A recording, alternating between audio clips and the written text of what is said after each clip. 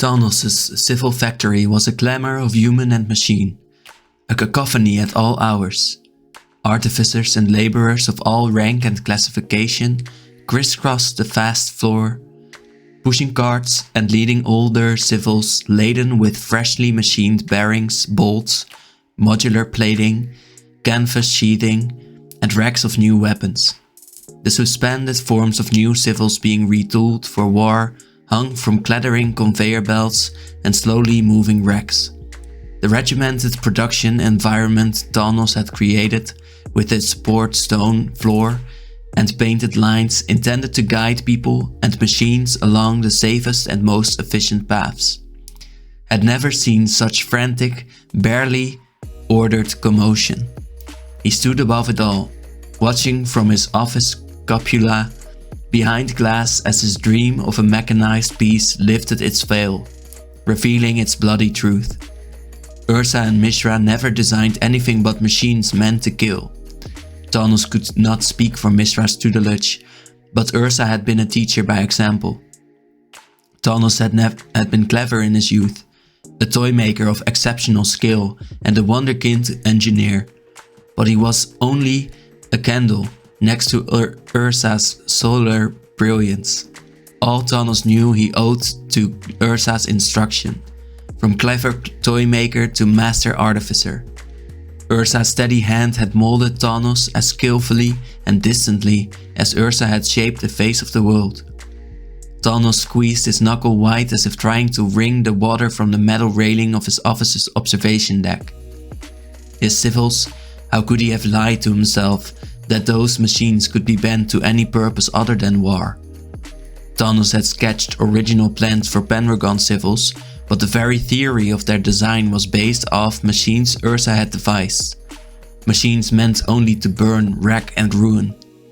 The civils' delicate yet sturdy manipulators, refined to hold construction tools and tote harvested resources, were so easily adapted to the use of weapons, because they had first been designed for Ursa's adventures. The civils' joints and mounting points were universal, not because they needed to be able to accept replacement parts from Pendragon's stockpile, but because Ursa required his war machines be capable of field repair. Thanos turned from his solitary observation, faced a grotesque twist of anger and pain. The most terrible revelation hit him with unflinching clarity. Of every aspect of the machines, none was more ruinous than their power supply. The power stones of the Thran. Carefully cleaved and polished, these power stones animated the civils as they had both Ursa and Mishra's war machines. In a bitter moment, Thanos realized that Pendragon's stockpile would dry out in the coming years. Without an alternative source or method by which to power Pendragon, the people's appetite would not abate, it would rage. By his eagerness to offer his aid, he had only reset the stage. A return to the condition the world was in before the beginning of the Brothers' War seemed inevitable. Without any other way to keep the lights on, with winter coming, war would rage again. It was only a matter of time. Thanos sank further in his chair, staring at the mound of papers and text on his desk. The sole library collecting the knowledge of a world long gone. He looked over to the old folios, rolled blueprints, notebooks and bound sheaths. Anything he could grab before the end, anything of his master's work. Against his archive of brilliance, Thanos was a diviner, an augur, not an engineer. Worse, a weapons maker. Thanos clenched his fists, and a deep, sinking feeling tugged at him. In his youth, his ambition drove him to soaring heights. His ego would not let him stay content as a toy maker. Now, with a dull ache, he recognized that if all he had ever done was refine the work of others, he might have been less culpable for the death of the world. If he had spent his life reading the steaming organs of slaughtered bulls for gullible kings and queens, he would have done less harm. Thanos' eyes fell upon the corner of a little notebook familiar to him, partially buried on his desk. It was not one of Ursa's, it was his own notebook. In it were his original designs, mechanical hawks and snakes, intricate complications, mechanisms for efficient use of power stones, and designs of a living weapon that blended clay and artifice into a killer. Thanos tugged at the book out from under the stack of paper, opened it, and thumbed through. It was full of wonderful diagrams, precisely drawn lines, and well-reasoned figures. Notes, jotted quickly in different colors of ink and faded graphite, spoke to the lighting moments of inspiration, revision, iteration. His handwriting, faster and more confident in his youth, showed no hint of doubt. Back then he had been assured of his work, fulfilled by the elegance of the weapons he designed, justified by their purpose, the defense of the realm, the defeat of their enemies. What had changed between then and now but the uniform of their foes? The world changed. He had changed. Behind Thanos, the sound of creation, muffled by the large panes of glass enclosing his office, was unending.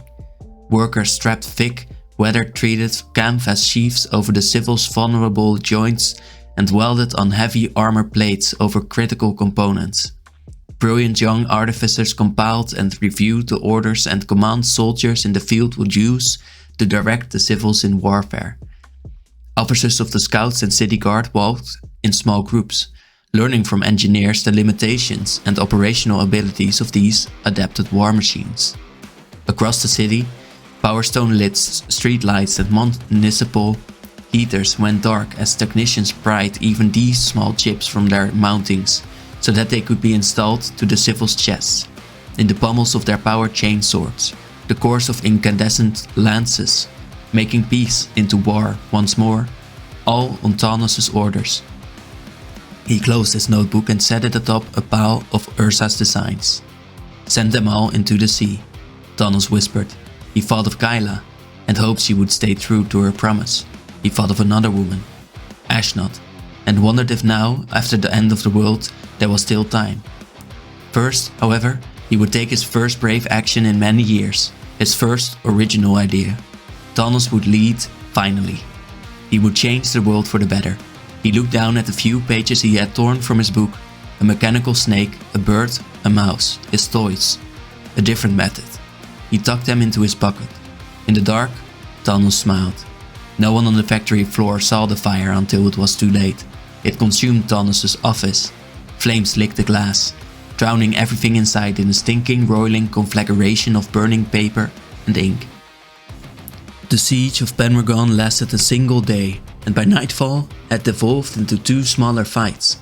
The first was the expected contest, the bloody aftermath of the tall Crusaders' failed attempt to take the city from the outside. As the sun slipped below a grey horizon, Pendragon's defenders stalked out from the lone, gore-choked breach in the city walls to rout the Tellite infantry. The Crusaders had failed to exploit their only opening. Now the survivors staggered away in the night, leaving the dead behind and the wounded moaning and crawling after them. In the distance, between the large body of the march now decamping and Pendragon's victorious defenders, grim horsemen in heavy armor waited with clean weapons and dark gaze turned toward the city. Re-armed civils picked their way across the tumbled stone blocks of the breach, their weapons and cores glowing with the waste heat caused by their old power stones. Outnumbered by the machines and their human counterparts, the Tellite cavalry could only watch as Pendragon's defenders took prisoners and collected the dead. The second battle was more widespread. Radix forces had, at some point, likely the prior year, but no one could be certain, snuck zealots of their faith into the residential and merchant districts of Pendragon. Over the long, dark and cold months of winter, these evangelists had proselytized, cultivating secret cults of the faithful. These followers of Tal's words cursed the machines and the mage both. Animated by evangelical fervor, they saw demons in the smooth metal armature of Thanos' civils, devils in the few remaining scholars of the path. Though there was no magic in Pendragon, artifice was fuel enough for the faithful. The status of their lives, whether they lived enough to war or were born in his wake, was a perfect kindling.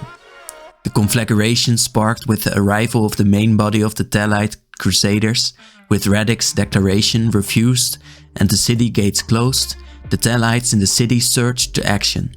In the pre-dawn hours of the siege morning, as the Tellite army was forming out in the fields before Penregon, explosions and fires rocked the city.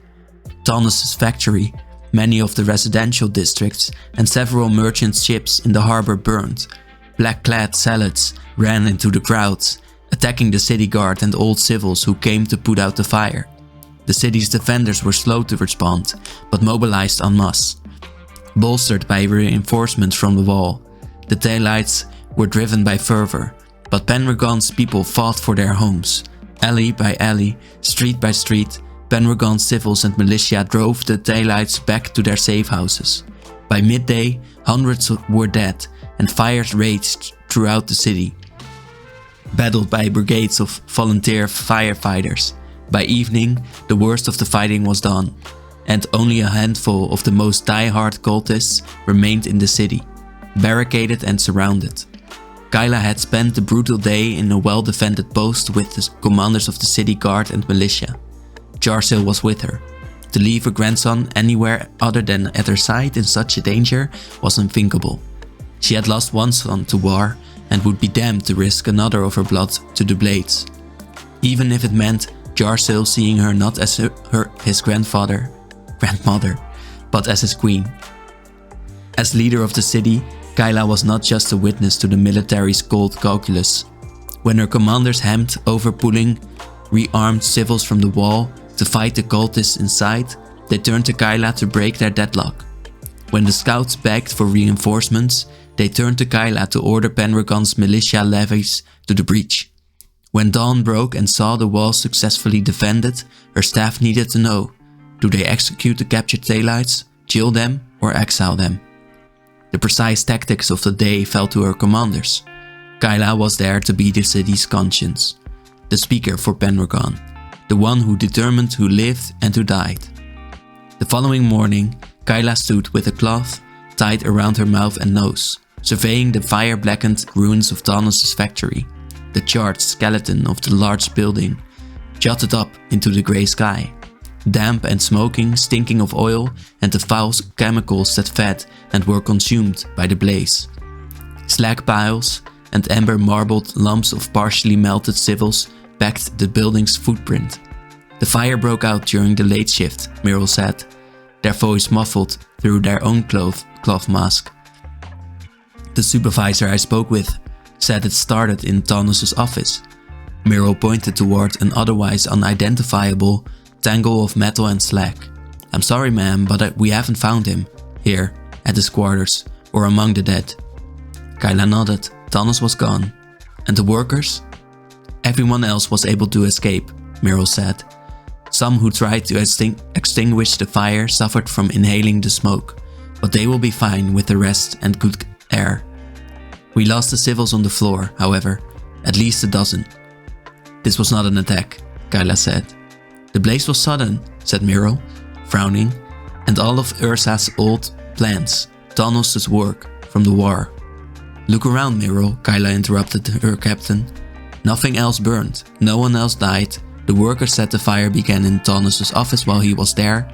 It wasn't an explosion, and no one noticed until the smoke had flooded the upper levels. Myrrell grunted, agreeing. Taunus did this, Kyla said. She walked into the ruin without waiting for a response from her scout captain. The cloth masks he wore cut the sting somewhat, but the fire had been mighty, and the tang of burnt metal still wrinkled her nose.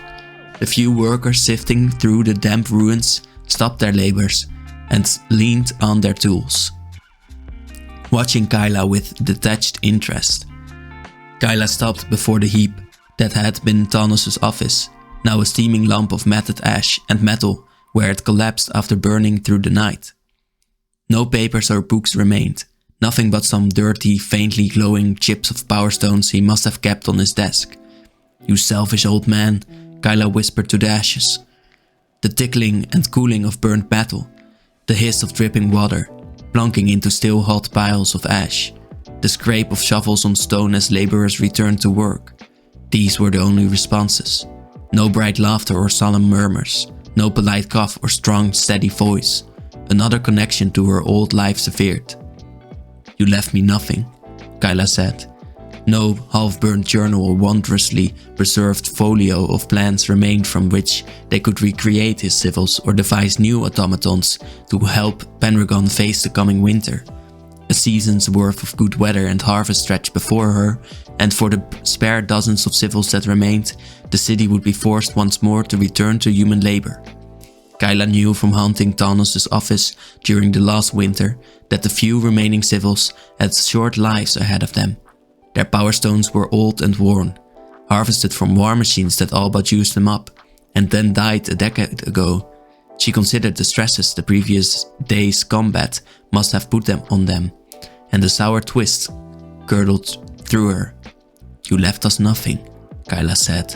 Standing, she looked around the ruins of Tanos' workshop. Penregon had needed him more than she had needed him.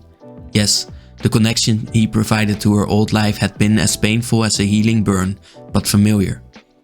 With that wound severed from her soul, she could heal. But the city was not a person. Cities never healed. They either lived or died. Tanos, in his taking his life's work and the collected knowledge of Urza's artifice with him, may have taken Penregon with him. Not now, not for years likely, but the winter would not stop. The ice crept ever closer. If the seasons continued to compress, then in some future not distant enough, there would be an age of nothing but winter. A Penregon without civils and power stones would die. Kyla turned from the ash slurry and walked away. She had work to do, a city to save, if she could, from the end that now seemed all but inevitable. A pair of damaged but functional civils joined the laborers later in the day, fitted with wide shovels designed by Tanos to clear snow from Penregon streets. They made short work of cleaning the ruins. The ash was dumped into Penregon harbor, joining the ruined bodies of civils destroyed in the siege and those machines whose power stone hearts had given out.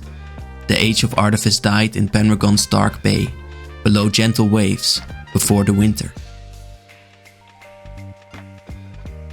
Penregon's end came 10 years after the siege, outlasting Kyla's most optimistic predictions, but not her certainty. The intervening years were punctuated by brief moments of chaos and fear, but nothing like the siege. First came the first whispering summer. Penregon's gardens and orchards, typically thick with the buzz of cicadas, the true roaring lions of Penregon, Argivians would joke, but they never sang that summer. Though many found this a relief at first, the next quiet summer curdled any humor. The birds followed the insects, and summer's quiet began silent springs. Ominous signs accumulated. One winter, only a handful of years after the siege, Penregon's harbor suffered its first solid freeze. The sea waters of that protected bay froze, tapping the city's fishing and trade fleets in dense bay ice. At first, people despaired. There were riots, lack of work, lack of food. When those demonstrations calmed, people took to building huts and hovels alongside the frozen hulls, creating informal scattered villages of fisherfolk. If they could not take their ships to the sea, they would take themselves to the sea. At first the merchants and ship owners hired the city guard to clear the people away, but as it became clear that the ice would not be broken, they relented and the people were let to fish. For every winter that followed, the bay became a new land for landlords to lease, suppliers to outfit and laborers to work. The people found fish, the landlords made the people's work into gold, not too much gold, and the life went on. Inland, Penregon scouts kept up their expeditions. Early in the wake of the daylights, they scouted for distant dangers. As the winters began to linger, scouts hunted for warmer lands. Kyla championed the scouts' task, and the people of Penregon looked to their adventurers with hope. Against the cruelties of the winter, to the landlords of Penregon Harbor, the granary chiefs of spring, and the shipmasters of summer, the scouts were heroes. The hope was rewarded. Near the end, scouts returned with news of green lands to the distant west. Beyond the trailing edge of the southern Kers, the grass still grew thick and strong. There were towns and villages there, built by the descendants of old Jothia, Corlys and Tomakul, and full of people who had never seen snow lower than the mountain peaks. Those people assured the scouts that further still across the oasis and sands of the Great Desert and west of the ruins of Tomakul, there stood cities. Beyond the Great Desert was a world that had been insulated from the worst of the cataclysm. The scouts were sure of it, and so Kyla, who had grown tired of the bickering merchants, landlords, guildmasters and soldiers, proclaimed to the people of Penregon that their salvation lay in the distant west. That news prompted widespread excitement. Caravans were organized, supplies negotiated and bartered, homes deconstructed and packed into carts and wagons. Westbound by the thousands, the settler refugees departed, and none who went that way ever returned to Penregon. The city grew quiet. Those who stayed either clung to what they knew with ferric resolve, surely the gods would lift this cold before ruin met them, or grim resignation. Either they could not or would not leave the city. Winter bled more and more into summer. Once balmy, those middling months turned crisp. Omens mounted, though usually temperate. On occasion a storm would darken Penregon for a week at a time, burying the city in drifts taller than the dark, two-story buildings of the residential districts. Penregon's few remaining civils plowed snow drifts from the city streets, clearing the cobblestones for the lonely pedestrians who scurried from warm building to warm building. When those civils died, they simply stopped mid-labor. Balanced, they became pillars of ice as snow fell on them, melted, and then refroze. Penregon's end, the Penregon of Lady Kyla, the last queen of Argive, came in autumn. Scouts returned from an expedition into Terry-Shares far north, where they had heard rumors of a Gixian threat, a remnant of that foul order forgotten on Terry-Share after the war's end. There, the returned scouts said, the land was buried under the walking mountains of ice, great glaciers that moved slower than time, but were just as unstoppable. Trembling, the scouts told tales of the northernmost scarce crumbling, the roar of their passing echoing 4 days at a time. In desperation they had fled to the northeastern coast, where they observed with horror that the ocean itself had frozen to a dirty grey landmass. The sea had vomited up mountains of ice, tumbling and refreezing, standing as tall as the Cares themselves. The cracking and popping of the frozen ocean sounded as if it were the very bones of the gods snapping. Warmed by fried fish and steaming coffee, the scouts told Kyla that the world was ending. The ice, though distanced by generations, would not be stopped. Through it all, Kyla was calm.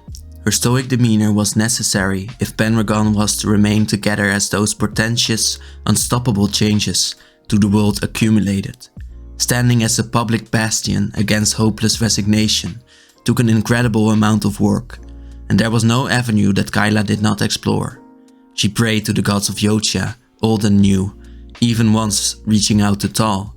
But the Argivians were as close to godless as anyone, and she felt nothing besides, so she stopped.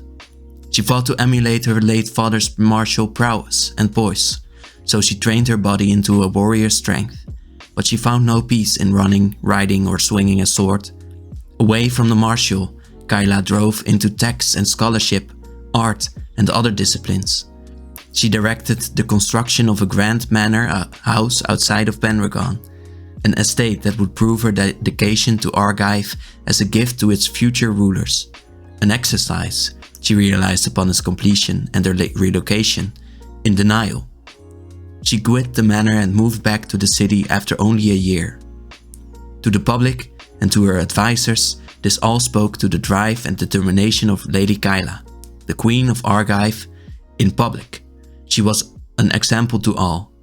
A stoic without stoicism's chill, a martyr who did not die but burned as a beacon. This persona was a prison. It was only in private, in the dead of night, that Kyla was free to be afraid.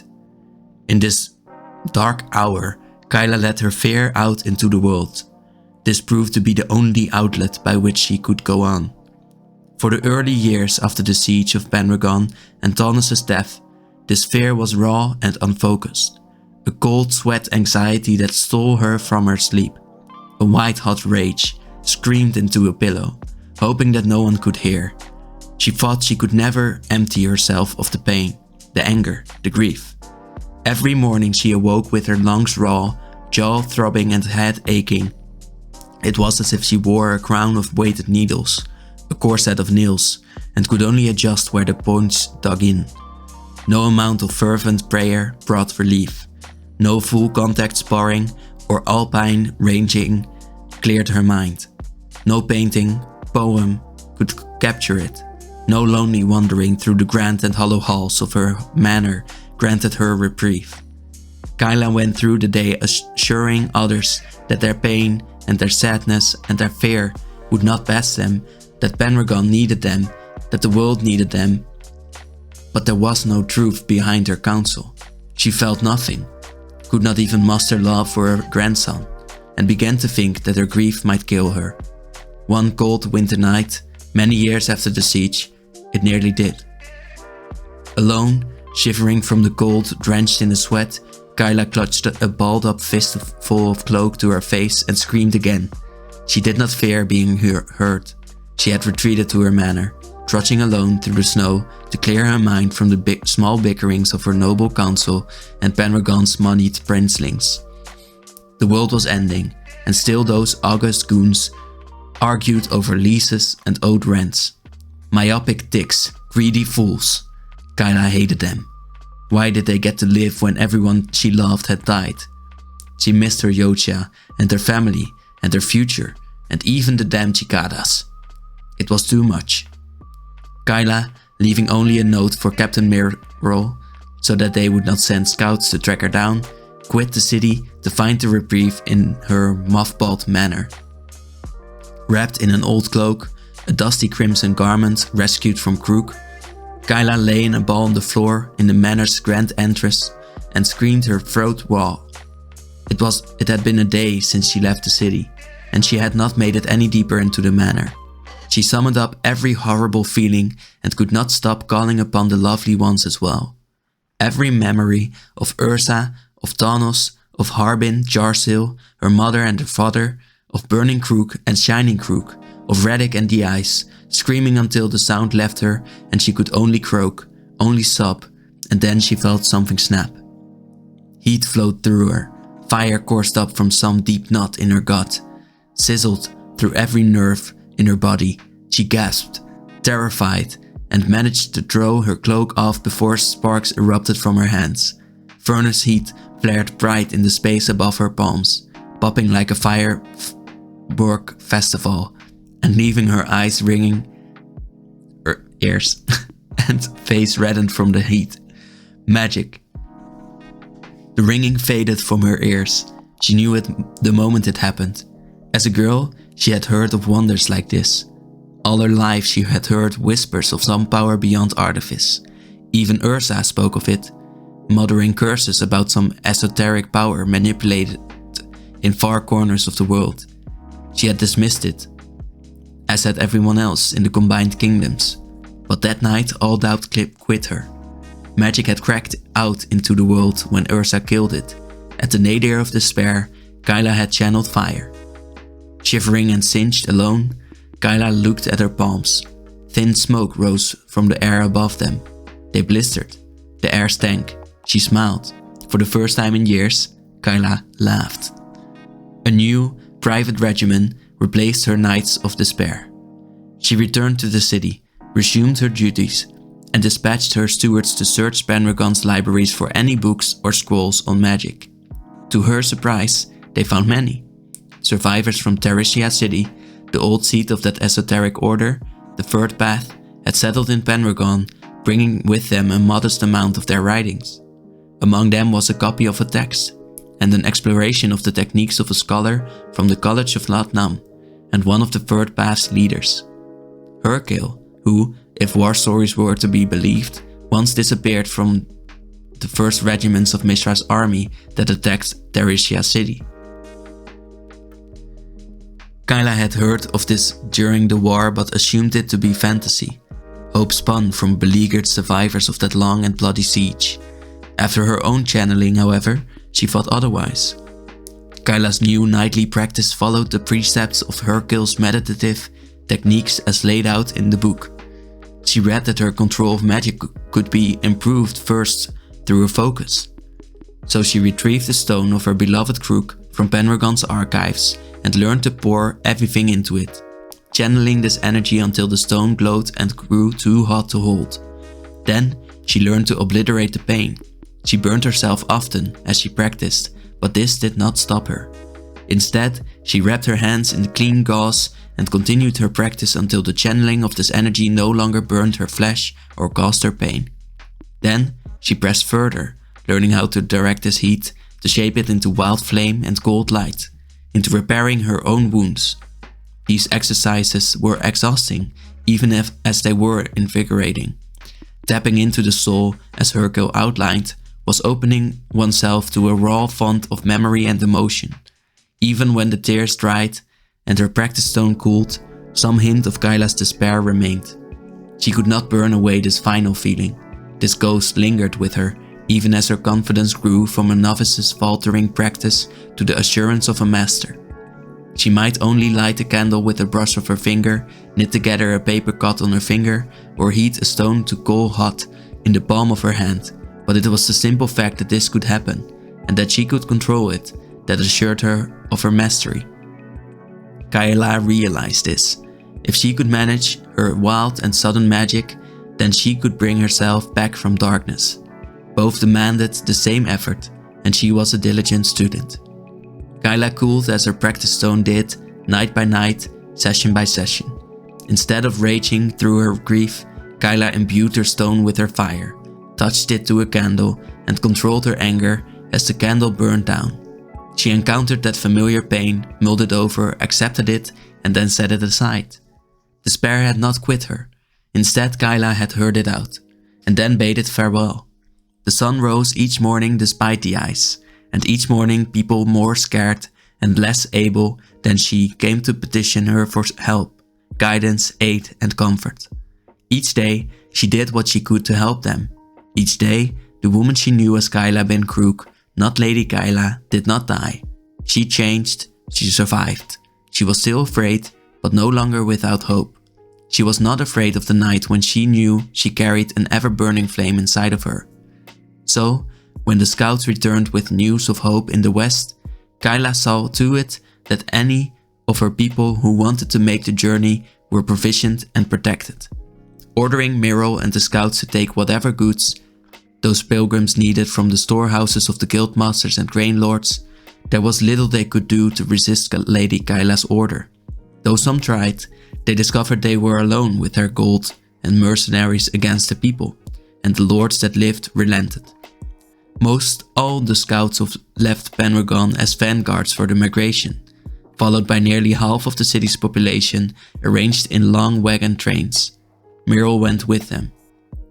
Kyla saw him off, kissing Myrrel on both cheeks as a mother would a beloved child, assuring them they would see each other again someday in the west.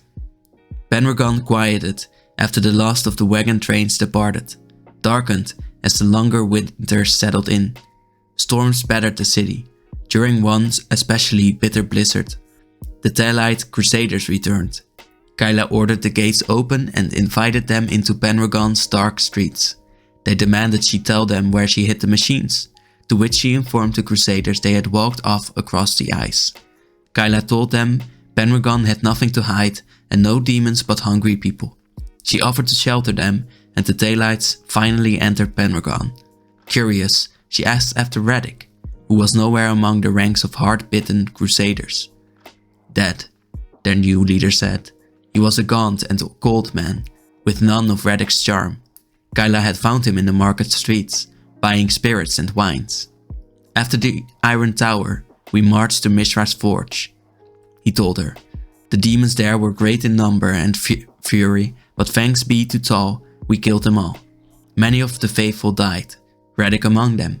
He buried bottles of spirits in his saddlebag. Who was he to you? No one, Kyla said, a reminder of the old world. The gaunt man and his retinue left, and the long dark-clad column of Thalites, what was left of them after years on campaign, followed, thrusting west through the snow into the white blankness. The last year wound down. With each passing day from the first, People bled from the city, stripping it of life, heat and sound. Districts faded into disrepair and the city shrank.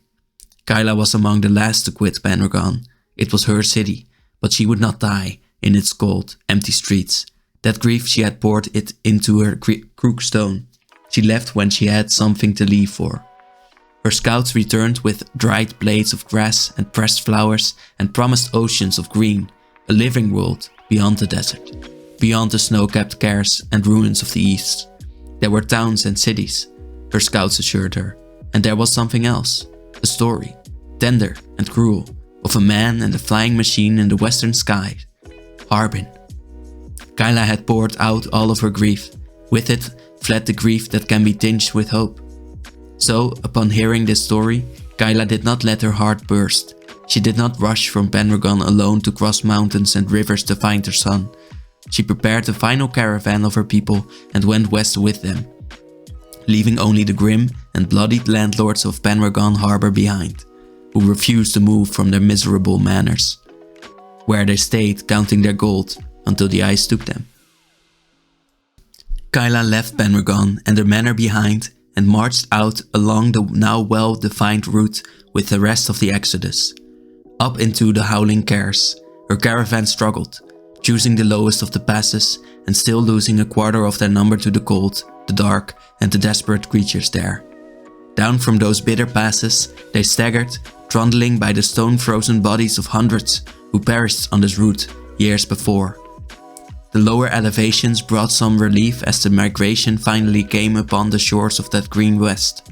Here, in the shadows of the bitter Cares, Kyla was once more in the land of her youth, Yotia, her dominion by right, the land she once would have ruled as a queen. She always hated the bloody martial warlord and warlady titles. How vile they were, and how corrupting. How could one rule a land in peace when their god-given titles named them a master of war? Kyla knew she would have been a good queen. The Mardun flowed swollen and wider than she remembered it, rich with spring meltwater. Their migration followed the old river by its new banks, winding along its bends and crossing it at the small forts and ferry towns they encountered. No one had built bridges yet, but by Kyla's figuring, they were not far off. The snow and ice did not threaten the lands to the west of the Cares as much as it had menaced Pendragon and the east. The long winter was coming, only delayed by that continental wall, and for now there was still money to be made in the mountain's shadow. Some of her caravan, fatigued and aching, stopped their migration in these budding towns. There was rich soil to be tilled here, gold to pan, old metals to scavenge, game to trap and fish to harvest. One could make a life here, a life in the wake of civilization, but it was a life one could live rather than just survive. The foothills and thick forests soon fell away to dry prairie. Under open sky, the last 100 refugees of Pendragon's exodus continued west, passing by the moss-covered ruins of old war machines and abandoned redoubts. Their route took them through the crumbled stone ruins of dead towns and across old battlefields, trenches and craters, now shallow ponds where frogs sang in the evening. The bones of the dead long decayed to mulch for lilies and boughs of reeds, where small birds flitted. The route west was a graveyard as much as it was a road. Occasionally, they would pass the rotting wooden skeletons of carriages and carts. The bodies of their owners and draft beasts had once hauled them, long since eaten by scavengers or buried where they had fallen. Eventually, they came to New Yotia, the first city of the west. A wooden sprawl built atop a mesa overlooking the vast westward sweep of land. New Yotia perched above the tumbling waters of the old Mardun. Large paddle wheels churned in the river, turning mills and powering all manner of riverside industry. The city had no walls beyond the natural rise of the mesa and earthworks facing the mountains. It was surrounded by cultivated fields and small farmers' collectives. Tall signal towers marched toward the city at regular intervals, rattling to life as their operators saw the approaching train of wagons. New Yotia welcomed them, as Pendragon once welcomed those who came to its gates. Most of Kyla's people settled there, finding the city a warm and familiar comfort. Kyla nearly did as well. She was tired, and New Yoshia reminded her of her youth. The scents, the food, the music, language, even the buildings. Though they were simple wooden affairs, were Yoshian through and through. New Yoshia was not Krook. Krook's corpse lay many dozens of miles ahead, but it was close. Kyla lingered in New Yoshia for the rest of winter, living in relative comfort above a small tea shop in the busy quarter of the city. By the summer, she decided it was time to continue west. New Yoshia was a busy river port for the trappers, miners and farmers that ranged up and down the western side of the Kers. Some came from even farther, and it was through this churn of people that Kyla learned there were indeed other cities further west. Latnam, Sumifa and other cities old and new, untouched by the cataclysm that doomed the east. As well, Kyla heard more stories. One of a sleek machine, silver as a mirror and fast as the light's flash. And the last flying man who soared the western blue, he was a hero, the people said. He'd flown into the sun to steal its gold, they said. He died in the cataclysm and was reborn as the wind's herald. Harbin, her son, legend of the western sky. Dead or alive, ghost or spirit, Kyla resolved to cross the continent to learn the truth. Strange things were happening in Terishare. With Thamos, she had seen the dead return. Within herself and Jarsil, she had seen magic. The old world was dying, remembering, trembling. A new world was being born. The evening before Kyla was bound to depart for the west, her grandson, Jarsil, came to her modest apartment. They ate at a private dinner of refined Yoshian cuisine on her deck, overlooking a busy marketplace. Attended to by a single servant whom Kyla had sent away after the final plate had been set. It was a light meal, and the two of them ate in silence, letting the sound of the evening crowd below fill the space until Kyla could not stand her grandson's moping any longer. Jarsil, Kyla said, placing her utensils down on the table, "You're eating like a songbird." "I'm sorry, Grandmama," Jarsil said. He sat hunched as much as his training and posture allowed. His food, save for perfunctory cuts, was untouched. "You've not met my eyes once," Kyla said. "You're haunted. Is it a lover, your practice, or something else?" "Something else," her grandson said. Jarsil looked off over the market. "Why did you choose this place?" he asked. "You are queen. You could have taken quarters in the new palace." "True," Kyla said, "but I have been removed from my people for so long. I wish to live among them." She returned to her meal. "But you don't have guards." "I am an old woman," Kyla said, "and I am happy that my age of perfume is behind me. I want the stink of spice, oil and incense. I do not need guards, and I do not want them." "And the Taelites?" Jarsil said. He searched the market below and pointed at a pair of Taelite soldiers, haggling with a tea vendor. "They say they're hunting mages now." "They do say that," Kyla nodded, taking a bite of her food. "You're not worried?" Kyla laughed. "Certainly not. Every old woman has been called a witch by someone, especially those old women unlucky enough to lead nations. Besides, they can't get us all." She winked, and a soft thrum of energy filled the apartment. As one, the oil lamps Kyla had left burning snuffed out, then reignited. Jarsil's eyes widened. He looked toward the Taelites in the market below. They had not noticed.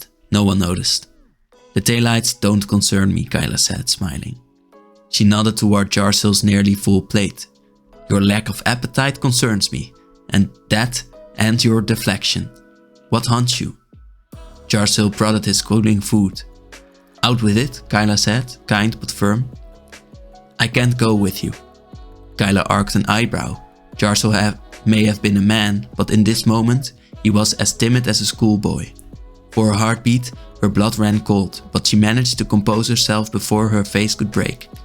Jarsil looked so much like his father. Harbin had stood before her once, the day he told her he meant to join the Thopter Corps. The hitch of fear, not of what could be, but of how she would respond. caught Jarso's voice in his throat the same way it had Harbin all those years ago. She took a breath. There was no war. Jarso, the bright boy, was not Harbin. I've heard stories, Jarso began, of a school to the north, on the banks of Ronom Lake. There's nothing in Ronom, Kyla said. The Gixians were driven out a decade ago by the First Daylight Crusade. Right, yes, Jarso said, but I've heard there's something else there now. A school for people who can do what we do. A school for magic? Jarso nodded. Magic and artifice, both. They're teaching people like us how to be better, stronger. Kyla considered this. Jarso was, by the customs of the old world and the demands of the new, an adult. Though she often thought of him as a young boy still, his life had been lived at her side. Abandoned by his father and grown at the end of the world. The end of her world. His world. Though perilous, was young as he was and growing still. Were the rumors he chased any less credible than the stories she followed? Magic and artifice, Kyla repeated. She wondered, could it be? Did they say who runs this school? An artificer woman, not, and the mage they called Doc, Jarso said. He rubbed the back of his neck, as if ashamed to speak the names aloud. I think he might be from the west, it's a funny name. Nod and Doc, old friends and new. Kyla always wondered if Thanos truly died that day. She smiled at Jarso. Go north. If there are teachers greater than me, seek them out. Jarso brightened, as if a weight lifted from his shoulders. Still, tears sprang to his eyes. Kyla stood and rounded the table to Jarso, gathering him up into an embrace. My boy, she whispered, squeezing him tight. You and I have different stories. Mine might be ending, but yours is about to begin.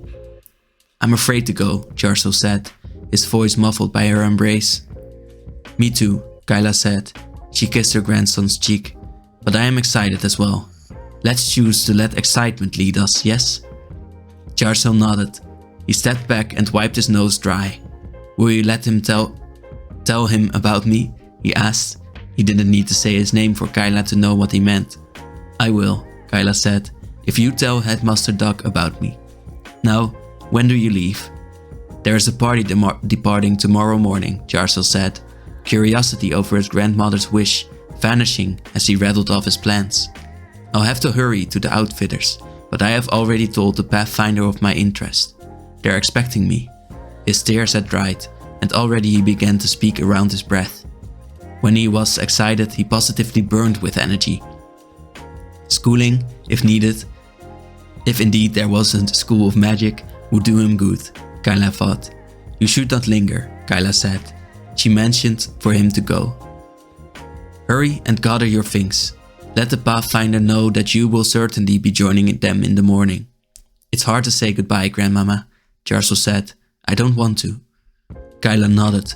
Then let's not, she said. She embraced him once more and kissed him on the forehead. Till later, my boy. Till later, Jarso whispered. Kyla sent her grandson away. The following morning, she left before dawn. The quickest and safest way west was via the Mardoon. That grand river would pass the ruins of Krook and deposit them at the edge of the desert, where they would follow the high roads through the ruins of Tomakul and beyond. Kyla was curious to see her old home. The new Yotians told her that the Mardoon long ago flooded the city, having been shaken from its banks by the tremendous cataclysmic detonation that rocked Terishare, save for the southern districts of the Krook, where the royal palace and noble quarters of the city once stood. Much of the city remained underwater. The grand old capital was now a lake along the new course of the river, fed by the distant snowmelt from the southern Kars. Kyla was not surprised to hear that a warlord ruled Krook again. This one was a brute who styled himself after the mighty leaders of old. His raider gangs menaced the roads and fields around the city. It was better to take a swift riverboat guarded by new Yotian archers and Telite mercenaries. The Church of Tal was thick in New Yotia, numerous as the wildflowers in the prairie. Those dour penitents and demon hunters were a nuisance to the bright joys of New Yotia, but their order was large and provided for the common defense of the city. Kyla understood that their presence was necessary to counter the threat of raiders from Krook.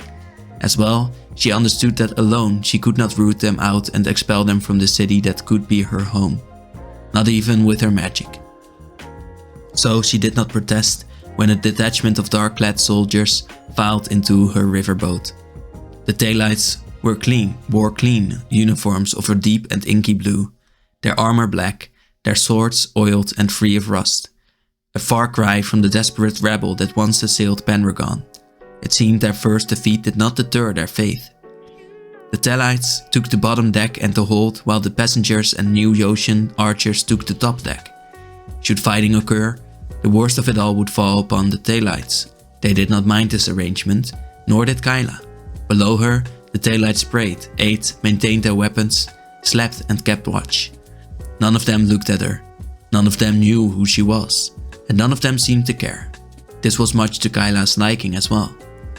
Once underway, Kyla ruled the second deck of the riverboat, ignoring the captain's orders to return to her cabin during the evening hours. She kept no company but her own and resisted conversation. The New Ocean contingent recognized Kyla's old world accent and bearing and did not mark her distance from them as an insult. An old eccentric, they assumed, one of the few elders who lived through the end of the world. The New Ocean stopped their inquiries and advances after the first few nights on the river. Left alone, Kyla was free to rest and watch the world pass by. The ruins of Krook were a day ahead. On her lap, the last pages of a poem she had been working on. An epic, a history of the men who killed the world, lest they ever be forgotten or forgiven. Bright laughter from the New Oceans practicing their archery drew her attention. The twang and drum of their bows as they fired at targets along the bank, trees, fence posts from long abandoned farms, rusted remains from the war, making a contest out of their training. On the deck below, one of the Daylights started to sing and soon the rest joined in, their voices rising together in chorus. Another week of this did not sound so bad. Kyla was quite curious to see Tomacool, even if the Grand City was only ruins, and was eager to explore those lands further west, of which she had only ever heard described in story. Kyla tapped her foot on the deck in time with singing. She closed her folio, deciding to take a break from writing for the day. The gentle rocking motion of the riverboat soothed her. The sun was warm on her face. She closed her eyes and smiled. Kyla was free. Krook itself looked nothing like the grand city it once was. Its proud stone towers had all but crumbled, save for a handful of hollow monoliths that were now home only to nesting birds. These lone sentinels of the lake remained the tallest structures in Krook, but were not seen as part of the new city that sprawled there. Krook, after the cataclysm, was a midden heap of buildings and walkways that huddled atop one another. Built above the water on a forest of stilts, everything in the city was devoted to one of two things: harvesting the bounty of the lake or raiding up and down the river to add coins, captives and salvage to the wealth of Warlord Vask, the tyrant of Krook. Vask was a clever brute, a warlord in title and bearing. He had killed his way to the top in the decade following the cataclysm. Now Vask ruled a petty kingdom that stretched from the ruins of Sagon to the southwestern coast of Terishare up to the greening desert's boundary on the north. To the east, his land was ill-defined, contested by New Yosia and the Daylights, who still managed to hold his reavers at bay. Inside his borders, all paid tribute to him, a simple system of 4 to 10. 4 of any goods were given to his treasury and personal chest, and remainder spread out among his loyal subjects. He was, to the chagrin of the people who suffered his reign, the fairest of the warlords who had contested this ground. Thus, Vask commanded the loyalty of his favored warriors and the submission of the rest of his subjects until his death. Vask's end saw his realm carved up between rising domains and hungry warlords. New Yosia and the Daylights conquered and annexed the eastern half of his domain, while Vask's rivals tore apart the western half. No one knows if the fighting there ever stopped. Those records, if they were ever kept, have been lost to time and ice, or were buried in the archives of the Church of Tal. Lost as well was the story of Fask's end, the nighttime tale of the tyrant and the ghost. Warlord Fask, the tyrant of Krook, awoke in the deepest pit of the night. A sound in his chambers, cans, coins and medallions rattling together. Fask threw off his thin sheet blanket and grabbed his sword, naked as he was in the bed beside him, and leveled it toward the sound. His chambers were unrecognizable from their usual Spartan appointments, but he had ordered them to be packed thick as any storehouse or treasury. His guards whispered of the warlord's paranoia and madness, but Fask was desperate. He needed to prove what he had seen. A web of strings crisscrossed the large room, and from them all manner of small bright things were suspended. Cans, coins, silvers and tin utensils, medallions, knives, chain swords, arrowheads, anything that would create a loud, unmistakable commotion when disturbed by a person's touch. This was Fask's trap, his system to prove he was not mad, but perceptive. For months, Fask had been plagued by voices in the night, footsteps and the sounds of conversation, building and falling. Outwardly, he feared an assassin. This was the reason for his alarm system. He told his guards, but inwardly he feared something else. Something more deadly. Fate. Fask wiped sweat from his eyes and recalled unbidden the oracle's words once more. "The dead do not forget their killer," she cackled through bloody teeth. "We will meet again someday. Every cut of your sword will be returned 1,000-fold. Fask had encountered the oracle one dark and rainy night during his conquest of the sword marches, as he and his reavers tore down a nameless village that had stood against them. The doom she cursed him with had haunted him for a decade. Though he sat on a throne he built through war, nothing since the cataclysm had weighed so heavily on his mind. In the quiet minutes that followed his awakening, Fask felt a curtain of shame descend over his sweat-cooled back. He was a fool to fear that ancient crone. The sword was a fine and proud weapon, sharp as a razor, and his room empty. He was Fask, the tyrant of Krook, the warlord of old Jotia. The wind, surely, it had been the wind over the lake. The rattle came from the foot of his bed. "Who's there?" Fask cried out, sword held in his two-handed grasp before him. Fear commanded him, and he could not stop from trembling. "You will tell me who you are," Fask demanded. "Who sent you, spirit?" Silence. A long pause, enough for Fask to think himself in circles. Maybe it was the wind. A strong wind, yes, but maybe it was just that. No, impossible. It would have taken a gale outside to move these lines. Surely that would disturb them was alive. They were strong at chest height, with cans and broken glass scattered on the floor. It was impossible for someone not to make a sound moving in Fask's chambers. Another rattling at his foot end of his bed. The brief hiss of something angry, as if a beast stalked toward him, fangs bared and maws slavering. Fask scrambled up to his feet and pressed his back to the wall, moving as far from the sound as he could. He saw nothing, despite the bright moonlight filtering it through the narrow barred window to his room. Shifting his grip to hold the sword in one hand, he reached across his bed to a hooded oil lamp he kept there. He twisted the knob on the lamp and its shade flipped open. A beam of warm light stabbed out across the dark, illuminating the foot of his bed. A man stood there. Not a man, a dim shadow. A bruise on the room's darkness, unbroken by the oil lamp's beam.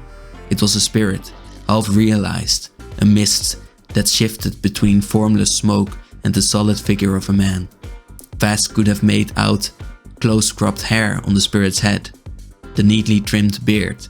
The spirit stared at him, unmoving.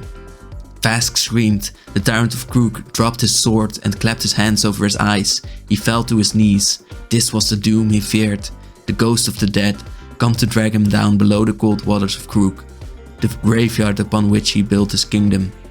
The spirit drifted backwards, movement resolving into steps, as his bottom half coalesced from mist to form. He bumped into another string of cans and medallions which jingled softly. Guards burst into the room, swords drawn, but saw only their lord screaming and clawing at his own face. They looked at each other in confusion. Some decided to help Vask and hurry to his side. Others, dark looks clouding their rough faces, left. They had seen enough. "Gaia," the fairy said, whispering unseen and unheard from the shadows. "Pull me out." "You've only been there for a few minutes," the fairy, Gaia responded, her voice soft as the breeze through the distance. "What did you do?" "Nothing," the fairy said. "I think he saw me." He watched the naked, screaming man roll around on his bed, lashing out at the other men, his guards, it seemed, who were trying to calm him down. "Ah, and I may be, coherent," the fairy said. He tested his theory by reaching out and plucking one of the trap strings. It bounced gently, as if a breeze had shifted the line. Far too much movement for his comfort. He was meant to be insubstantial, nothing more than a spirit, not actually physically present. The fairy shook his head. "The temporal anchor isn't calibrated correctly. Gaia and I think we undershot our target. We didn't go far back enough. Pull me out." Gaia muttered something the fairy couldn't make out. "What was that?" "Nothing," Gaia said. "Saheeli has some thoughts." The fairy could hear Gaia rolling her eyes. "Alright," Gaia said, "pulling you back." The fairy spirit dissolved into mist, leaving the night undisturbed for the screams of the tyrant of Grook. Many centuries later, an ancient man regaled his grandchildren with the story of that night. He spoke to them of the strife that followed, the kingdoms that rose, and the fall because of that ghost, and the importance of omens and magic. None of his grandchildren thought this tale anything more than just a story, but they loved the faces and sounds of their grandfather would make when telling it, and so they asked for it often. Stories kept spirits high during the bitterly cold nights on the glaciers of Terishare. The Ice Age was upon Dominaria, and though these grandchildren all went on to live long lives and recount various versions of the story to their own dynasties, none of them outlived the ice, and neither did the story of the tyrant and the ghost.